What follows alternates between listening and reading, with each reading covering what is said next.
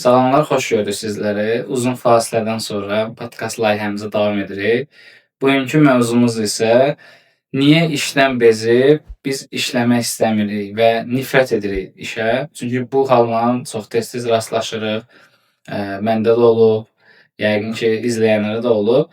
Yəni sadəcə bizim cəmiyyətdə insanlar işləməyi sevmirlər və hər gün işə gedərkən neqativ hadisələrlə rastlaşırıq. İstər marşrutlarda, metroda və yaxud iş mühitində hər kəsdə bir aqressivlik var və əlbəttə ki, bunun psixoloji tərəfləri də var. Bəzən bunu binalarla əlaqələndirirlər yaşadığımız cəmiyyətdə. Hətta bunu memarlar qeyd etmiş ki, biz artıq qapıdan çölə çıxanda evdən artıq bizə neqativ yüklənir. Bizə yaxın marşrut yoxdur və yaxud metro yoxdur. Müəyyən qədər bir məsafə qət etmiş oluruq. Müəyyən qədər bu ola bilər, amma bizim insanlarda işə qarşı bir nifrət var. Məncə bu da bir növ valideynlərdən və bizə yaşlı nəsildən keçən bir mərhələdir. Hansı ki, onlar nifrət edirlər işləməyi, nə var işləməkdə və biz artıq yaşımız artdıqca biz də artıq işə nifrət edirik. Belə gəlir ki, iş bizə niyə lazımdır? Sahibkar orada işləyirsə, o pul qazanır, bizə də müəyyən qədər pul versin. Burada altyapıda sadəcə bir sevgi məsələsidir. Necə ki, bizim cəmiyyətdə insanların bir-birinə qarşı sevgiləri yoxdursa, bu əlbəttə ki, istər iş mühitində, istər idmanda, hətta bir kənara çıxım, deməli, idman malları, idman məhsulları satan mağazinlərə daxil olanda əvvəl 3 il, 5 il əvvəl görürdüm ki, məsələn, rəngli orada geyimlər var və mənim üçün xoş idi, mən də alırdım. Amma indi gedəndə artıq demək olar ki, satıcılarla bir xoş münasibət, acı dillə yox, gülə-gülə deyirəm ki, hə, yenə gətirmisiniz bura qara geyimlər. Çünki bəli, bazar tələbində belə bir şey var. Yəni bazarın tələbi nədirsə, məsələn, bazar tələbində çörək, yumurta, şəkər tozu, duz varsa, mütləq ki, marketdə bunu görəcək. Başqa bir şey görməyəcək. Çünki insanların buna tələbi var. Və o qeyd etdi ki, qara geyim istədikləri üçün. Yəni insanlar artıq idman zalında belə özlərini sevib, özləri ilə belə deyək, özləri üçün nəsə etmirlər. Yəni geyimdən tutmuş, düşünün ki, bütün idman geyimləri, ayaqqabısı belə, nə bilim, aksesuarı, hər şey belə qara rəngdədir. Niyə? Çünki insanlar özünü tapa bilmirlər də. Və bu da oradan qaynaqlanır ki, insanlar tək işdə deyil də, ümumi bizim həyatda insanlar sevgi anlayışları yoxdur. Yəni sevgi demək deyil də, məsələn, demirəm ki, 24 saat işlə, amma 8 saat işlə, sən bezməməlisən, sıxılmamalısan. Və burada əlbəttə ki, mən həmişə çalışıram ki, işlədiyim xarici şirkətdən oğurladığım və yaxud onlardan götürdüyüm müsbət şeyləri bizim cəmiyyətdə tətbiq etməkdir. Yəni yoxlamaq deməyək də, bunu istəyirəm bizim cəmiyyətdə də olsun. Necə olsun? Məsələn, onlar qeyd edirlər ki, bir vəzifədə 2 ildən artıq çalış, işləmə.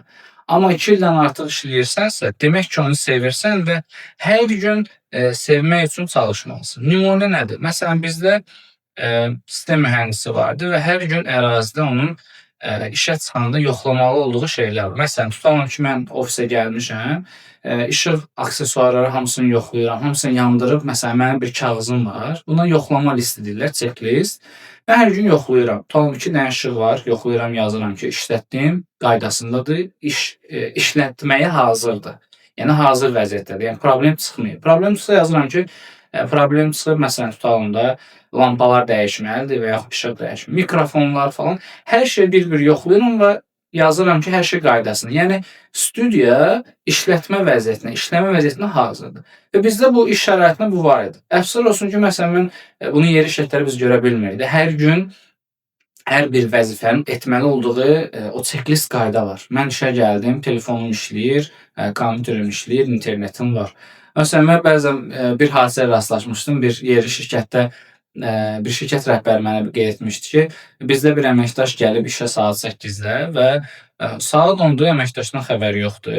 Mən zənglədim ki, hər şey qaydasındadır. O qeyd etdi ki, mənim internetim yoxdur və mən 2 saatda oturub internet gözləyirəm. Bəli, mənə də olub bu şərait. Pandemiya dövründə mən işləyəndə, bu karguzarı işləyəndə mənim də olurdu. İnternetim kəsilirdi. Olurdu da, evdə internet kəsilirdi və mən avtomatik daxil olurdum telefon megabaytı ilə və yazırdım, e-mail yazırdım və yaxud WhatsApp-da yazırdım və yaxud zəng edirdim ki, məndə bəs internet problemi var.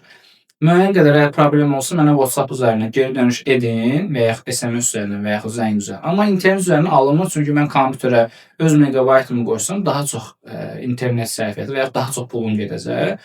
Və onlar mənə iki şans verir. Deyir ki, ya biz sənin üçün ödəmə edək, sən internet meqabaytı çoxal ki, bizə geri dönüş elə. Və yaxud deyir ki, tamam bu gün şənbə, bazar günüdür, bu gün çox iş yoxdur. Onlarsa zəngləri və yaxud kritik hallarda çalış e-maildən istifadə et. Bu artıq həll yoludur. Amma bizdə həll yolu deyil. Yəni mənim suyum yoxdur, mən oturmalıyam evdə, yeməyim yoxdur, evdə oturmalıyam. Yəni kritik düşüncə ilə də problem həll etməsi.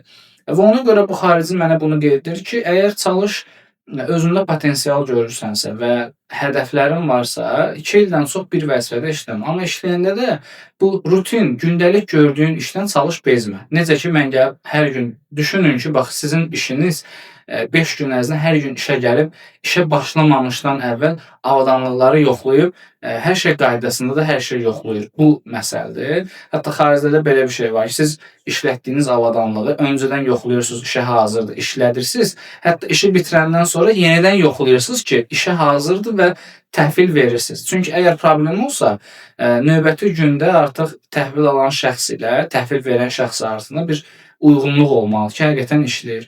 Yəni həqiqətən o sistemləri istəyirəm ki, bizim cəmiyyətdə olsun. Yəni insanlar o zaman işləri sevə bilər. Və əlbəttə ki, burada başqa məsələlər də var. Hətta bizi 2-3 həftə əvvəl Təhsil Nazirliyində ictimaiyyətdə tanınan şəxsləri belə qapalı bir görüş olmuşdu. Çox gözəl müzakirə olmuşdu. Hətta mən orada da qeyd etdim ki, yəni bizim şirkətlərdə, hətta dövlət strukturlarında belə, dövlət işlərində belə bonus sistemi olsun. Yəni insanlara kiçik də olsa hədiyyələr etmək lazımdır. Çünki şirkət əgər qazanırsa, həmin işçinin belə də gördüyü işlər sayəsində qazanır. Yəni düzdür, idarəetmənin rolu daha çoxdur. Çünki verdiyi qərarlar kritik qərarlardır, riskləri nəzərə alır. Çünki şirkət çökə də bilər, müflis də ola bilər, amma şirkət qalxa da bilər. Və bunun üçün də şirkət kritik qərar verməlisə, burada rəhbər şəxslər qərar verir və yaxud idarəetmədə olan şəxslər, məsələn, direktordur, icraçı direktordur və yaxud marketinq şöbəsi ola bilər, maliyyə şöbəsi ola bilər. Bu şöbələrin verdiyi kritik qərarlar sayəsində şirkət inkişaf edir. Yəni onlara kənardan baxırlar ki, neynir? Bu oturub kompüterin qabağında və yaxud hamı ilə söhbət eləyir və loru dildə belə desək, kef edir də. Yəni ofisdə fırlanır özü üçün, amma daha yüksək maaş alır. Amma düşünün ki, onun qəbul etdiyi kritik qərarlar, bazar araşdırması nəticəsində o daha çox zaman sərf edir, daha çox beynini işlətmiş olur. Əlbəttə ki, hər kəsin öz vəzifəsinə görə hər bir vəzifənin ağırlığı var. Amma mən istəmirəm, bizim cəmiyyətdə biraz bu düşüncə var ki, əşi ona deyir, o kef eləyir. Və bunu həmişə mən insanlara danışırdım. Məsələn, deyirdilər ki, tutalım mən fəhlə işləyirəm. Bu briqaderin yerində olsam, mən də bu işi yerinə yetirərdim. Hətta mənə bir dəfə müsahibədə belə bir sual vermişdilər ki, siz istehsalat mühəndisi oldunuz, biz sizi götürdük.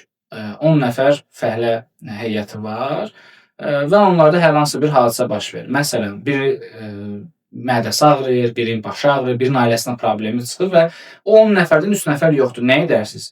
Və mən dərhal reaksiya verirəm ki, həmən 7 nəfəri toplayaram və qeyd edirəm ki, biz 10 nəfərin işini görməliyik. Hətta mən də onlara kömək edə bilərəm və yaxud iş qabiliyyətimi biraz azalda bilərəm müvəqqəti olaraq ki, məsələn, tutalım 10 ayaqqabı istehsal ediriksə 1 saatda, bunu 5 edək, siz yorulmayasınız, çünki 10 nəfərin işini görmüş olursunuz. Yəni belə deyək də, işin yükü artır.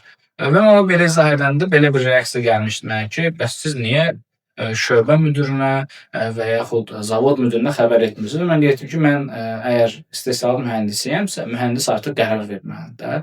Və ona görə qərar verən şəxslər həmişə asan görünür bizim cəmiyyətdə. Əş oturub orada ofisdə 8 saat. Nə iş görür ki o? İstəmirəm belə olsun. İnsanlar düzdür, cəmiyyətdə empati hissi qurmaq istəyir insanlar. İndi yeni-yeni alışırlar.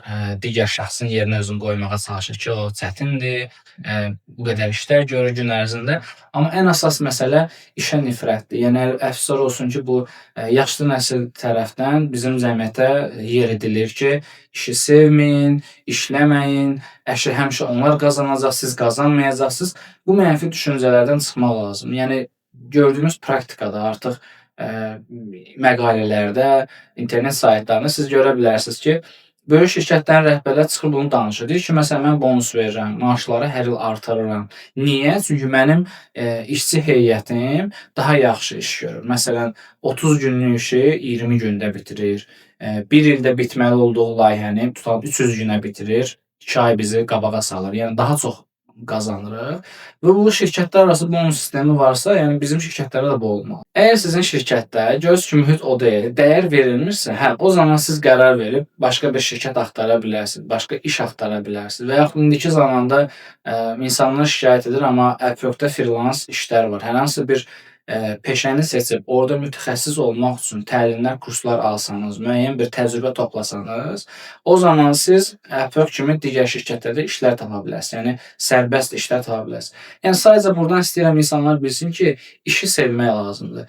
İşi sevmək o demək deyil ki, 7-24 işləyin, 8 saat dayanmadan işləyin. Xeyr. İşin bunu həmişə mən xatirə ki, sən 5 dəqiqə də işləyə bilərsən, amma gördüyün o 5 dəqiqəlik iş 8 saata əvəzləyə bilər və yaxud əvəz etməyə də bilər. Amma məsələ nədir? Yəni gördüyün iş produktiv olsun. Yəni Excel-i açıb Excel-in üstündə 7 saat işləmək əvəzinə, Excel-də elə bir formula hazırlaya bilərsən ki, 1 saat əziyyət çəkə bilərsən, yarım saat əziyyət çəkə bilərsən, amma nəticəsi olar ki, sən 8 saat görməli olduğun işi 1 saatda görmüsən. Ona görə əlbəttə suallarınız ola bilər. Yenə şikayətləriniz ola bilər ki, sən başqa bir yerdə yaşayırsan, Azərbaycana qayıt gəl, düşüncələri dəyiş. Xeyr, belə deyil. Yəni bu pozitiv düşünməkdir. Pozitiv düşünmək o demək deyil ki, yəni hər şey müsbətdir və mən müsbət düşünürəm. Xeyr, hər şey mənfidir. Sadəcə mən müsbət fikirləşməyə və düşünməyə başlayıram. Ona görə pozitiv olmaq üçün gərək ki, bu məsələləri biz həll edək. Bu fikirləri həll edək ki, mən 5 ildir bu işdə işləyirəm. Nə baş verəcək? Hətta mən bunu xarici şirkətdə rastlaşırdım ki, hətta eyni işə başlayıblar, eyni vaxtda, yaşları da eynidir, amma biri buruq rəisidir, tutalım. Biri amma hələ də tutalım fəhlədir. Deyirəm, niyə? Deyir ki, məsuliyyətdən qaçır. Deyir ki, mən istəmirəm, mənə bu rahatdır. Gəlirəm, deyirəm, axı yorulmusan, artıq nifrətlə gəlirsən. Deyir ki, nə var ya burada? Gəlirəm, turba daşıyıram, nə bilim, qazmaya kömək edirəm. Yəni sevgi olmalıdır.